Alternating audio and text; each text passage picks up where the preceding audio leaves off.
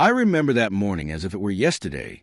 Sunlight spilling through the kitchen window, the smell of fresh coffee filling the air, and my wife, Emily, beaming as she held an envelope from her latest ultrasound appointment. "Everything looks perfect," she said, her eyes glowing. After 2 long years of trying, we were finally expecting our first child. Every heartbeat, every tiny movement felt like a miracle. She'd recently started seeing a new OB-GYN after her old doctor relocated. I didn't know much about this new clinic, but Emily seemed comfortable, so I didn't question it. Later that afternoon, I texted my sister, Claire. She's a radiologist at one of the top hospitals in the city. "Hey, Em had her scan today. Look at this. Can't wait to meet my little niece or nephew." I attached the ultrasound image and smiled, expecting her usual teasing reply.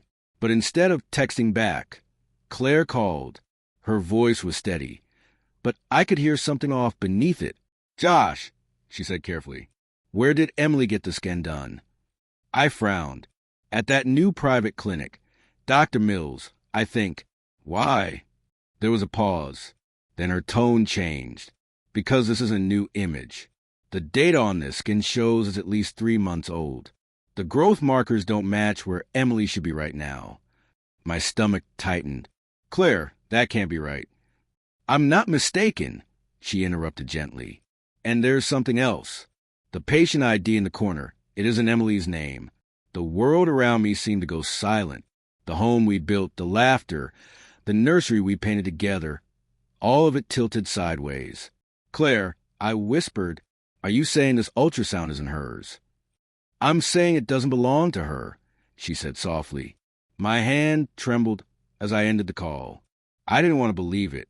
Emily had been so full of joy lately, talking about baby names, describing kicks, dreaming aloud about our future. Could it all be a lie? That evening, I waited for her to get home. When she walked through the door humming and carrying groceries, my heart pounded so hard I thought she could hear it. I tried to sound casual. "Hey," I said. My sister loved the ultrasound. She's such a nerd about these things. Emily smiled faintly as she unpacked the bags. "Oh, yeah? What did she say?" "She said it looked a few months old." She froze. The color drained from her face. She must be wrong," she stammered. "It's from today." "Emily," I said quietly, stepping closer. Claire checked the patient ID. "It's not your name." The silence that followed felt endless. Then her eyes filled with tears. "Josh," she whispered, voice cracking. "I didn't mean for it to go this far." "Go this far?" I echoed, my chest tightening. "You lied about being pregnant." She sank into a chair, shaking. "I thought I was," she sobbed. "I had every symptom. I wanted it so badly. But when the doctor said the tests were wrong, that it was just a hormonal imbalance, I couldn't tell you. You wanted this so much. I couldn't bear to see the disappointment in your eyes again." My anger faded, replaced by something heavier. Heartbreak. "So you bought someone else's ultrasound?" "I just needed time," she cried. "I thought maybe I could fix it before you found out. Maybe we could try again and I wouldn't have to see you hurt." I sat down beside her, hands covering my face. "Emily, you didn't just lie to me. You lied to yourself. This isn't how love heals." The days that followed blurred together. Long silences, therapy sessions, painful conversations. Claire stayed close, quietly supporting us both. I couldn't bring myself to hate Emily. Somewhere beneath the betrayal, I understood her desperation, the crushing weight of infertility, the endless cycle of hope and heartbreak. But trust, once broken, doesn't mend overnight. Months passed. Emily started therapy for anxiety and grief. I began to face my own guilt, realizing how blind I'd been to her pain.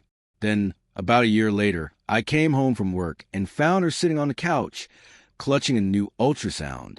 This one had her name printed clearly, the current date stamped in the corner, and real tears of joy in her eyes. "It's real this time," she whispered. Claire had already confirmed it. I stared at the image, my throat tight, my heart trembling, and for the first time in months, I smiled. It wasn't about forgiveness anymore. It was about starting over. Looking back, that one text I sent to my sister changed everything.